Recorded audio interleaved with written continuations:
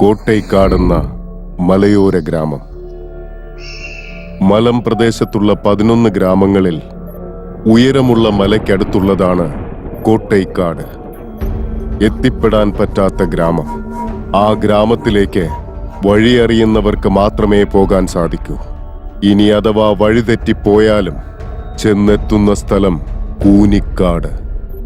ഭീകരമായ ഗർത്തങ്ങൾ, നിലയില്ലാ കയങ്ങൾ, പാറക്കെട്ടുകൾ, ഭീകരജീവികൾ, വിഷപ്രാണികൾ നിറഞ്ഞ നിബിഡമായ വനം.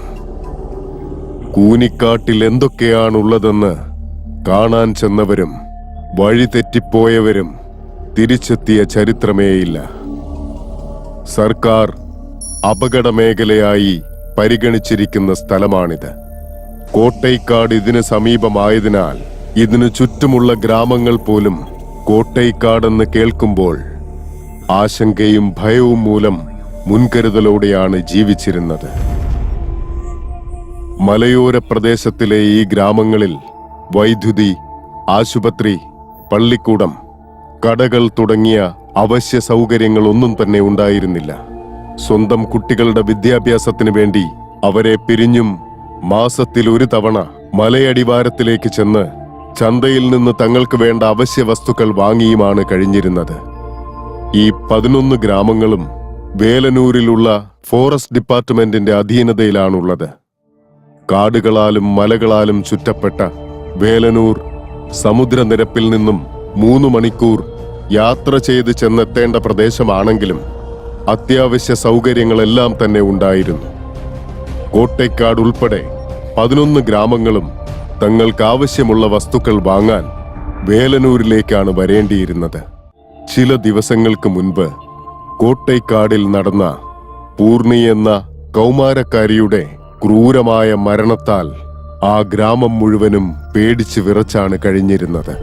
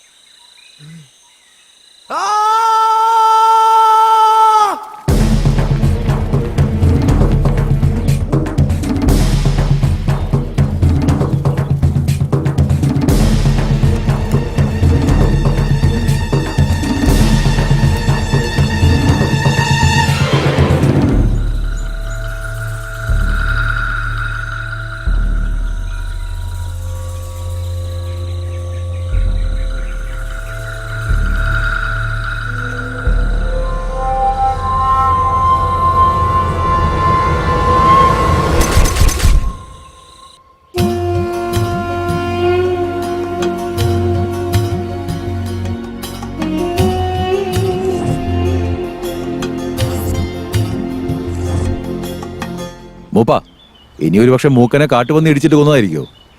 അതും അല്ലെങ്കിൽ നമ്മുടെ പൂർണിയുടെ ആത്മാവായിരിക്കോ? മൂപ്പ, ആലോചിച്ചു നോക്കേ, നമ്മുടെ നാട്ടിൽ പ്രായപൂർത്തിയായ 3 പെൺകുട്ടികളുണ്ടായിരുന്നു. എത്രയൊക്കെ കഷ്ടപ്പാടുണ്ടെങ്കിലും അവരെ പൊന്നുപോലെ നോക്കിയിട്ടുമുണ്ട്. പൂർണി എങ്ങനെ മരിച്ചതെന്ന് ആർക്കും അറിയില്ല. പിന്നെ ഒരുത്തി ഉള്ളതാണെങ്കിൽ ഭ്രാന്ത് പിടിച്ച പോലെയല്ലേ ഇരിക്കുന്നത്. മൂപ്പ, എനിക്ക് ആകെ ബാക്കിയുള്ളത് എന്റെ ഈ ഒരേ ഒരു മോള് മാത്രമാ. ഞങ്ങൾ എങ്ങനെയെങ്കിലും രക്ഷിക്കണം. മൂപ്പനെ കൊണ്ട് മാത്രമേ അതിന് സാധിക്കൂ. എന്തോ ദുശകനമാണ് കാണിക്കുന്നത്. എന്തായാലും പൂജയ്ക്കുള്ള ഒരുക്കങ്ങൾ നടത്താം. മൂക്കം മരിച്ച കാര്യം എത്രയും പെട്ടെന്ന് തന്നെ ഫോറസ്റ്റുകാരെ അറിയിക്കണം. അതെ, കോട്ടക്കാട് മലയിലുള്ള നമ്മുടെ മൂക്കൻ ചത്തന്ന് ഫോറസ്റ്റുകാരോടൊന്ന് പറഞ്ഞേക്ക്.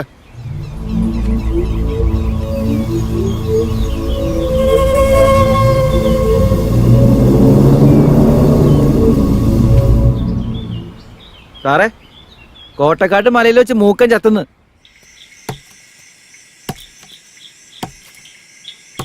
ഡേ, നീ ഇവിടെ എന്ത് ചെയ്യാടി? കാട്ടീന്ന് മരം വെട്ടിക്കൊണ്ടുപോയാ എന്താ ശിക്ഷ എന്നറിയില്ലേ നിനക്ക്? നിനക്കറിയോ അറിയില്ലേ?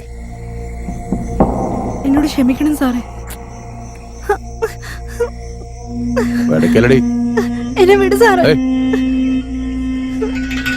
നീ ഇങ്ങ് വാ. അറിയില്ലല്ലേ? ഇതിനോക്കെ ആണെങ്കി വിറകെടുത്തിട്ട് പോയിക്കോ. അല്ലെങ്കി ഫോറസ്റ്റ് ഓഫീസിലേക്ക് വാ, കേസ് എഴുതാം.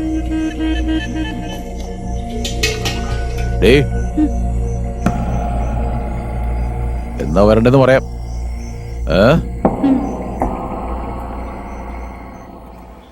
വാർഡ് രാജേന്ദ്ര.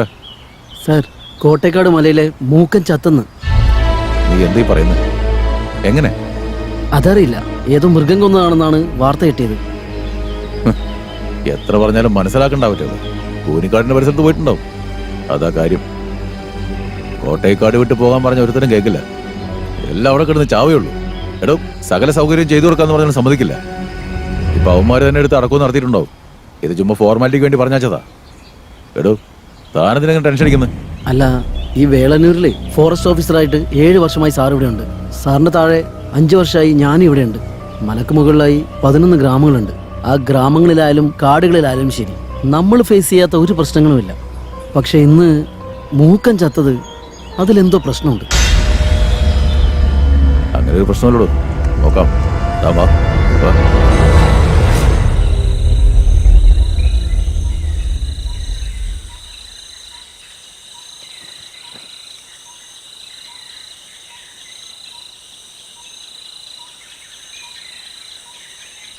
എടാ കറുപ്പാ, വാടാ. നിങ്ങൾ ചെയ്ത പാപങ്ങളെല്ലാം അതിന്റെ ഫലമാണ് തിരിച്ചടിയായി വന്നുകൊണ്ടിരിക്കുന്നത്. അതാണ് ഈ നാടിന്റെ ശാപം. അത് പകരം വിട്ടാതെ പോവില്ലടാ. എല്ലാവരും ഭദ്രമായി ജീവിക്കുന്നതാണ് നല്ലത്. ഈ പൗർണമി പൂജ തീരും വരെ. പൗർണമി പൂജ കഴിയുന്നതുവരെ വൈകുന്നേരം 6 മണിക്ക് ശേഷം ആരോടും വീടിന് പുറത്തിറങ്ങരുതെന്ന് അറിയിപ്പ് കൊടുക്കാൻ പറ. രാത്രി കാലങ്ങളിൽ പുറത്തിറങ്ങിയിട്ടുള്ള ആഘോഷങ്ങളൊന്നും വേണ്ട. കുറച്ചു നാളിതൊക്കെ എല്ലാവരും അനുസരിക്കണം. ബാക്കിയൊക്കെ ഈശ്വരന് സമർപ്പിക്കാന്നല്ലാണ്ട്. പിന്നെ നരബലി വീണ്ടും തുടങ്ങാൻ പോകുന്ന കാര്യം തൽക്കാലം ആരും അറിയിക്കാൻ നിൽക്കണ്ട.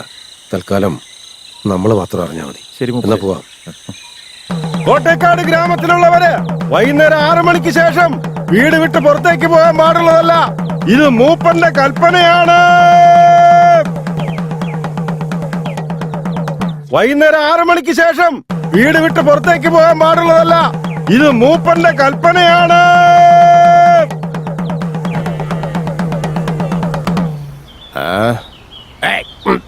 അവിടെ നിൽക്കടാ.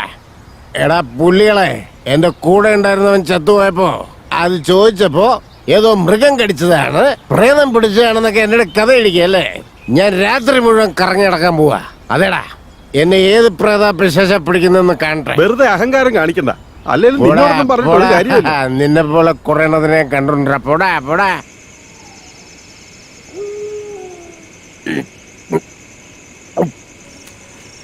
എവിടെ പോയാലും കൂടെ കൂട്ടിക്കൊണ്ട് പോകുന്നതായിരുന്നല്ലോടാ. അന്ന് മാത്രം കൂടെ കൂട്ടിയില്ല. എപ്പോഴും നീ എന്റെ കൂടെ ഉണ്ടാവുമായിരുന്നല്ലോടാ. പോയല്ലോടാ. ഇവിടെയല്ലടാ നീ മരിച്ചു കിടന്നെന്ന് പറഞ്ഞത്.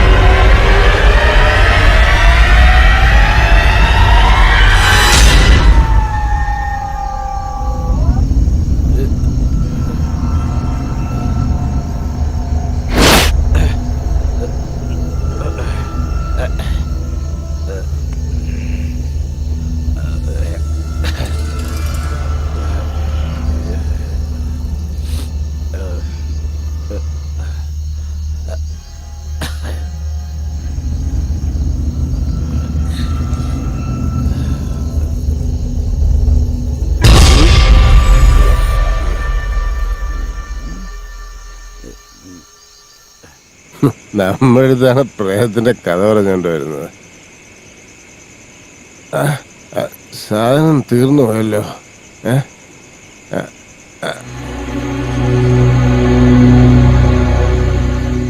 അപൂർവന്റെ വീട്ടിൽ ആരും ഇല്ലാത്തതാണല്ലോ. ആരാ ഇപ്പൊ അകത്തേക്ക് പോയത്?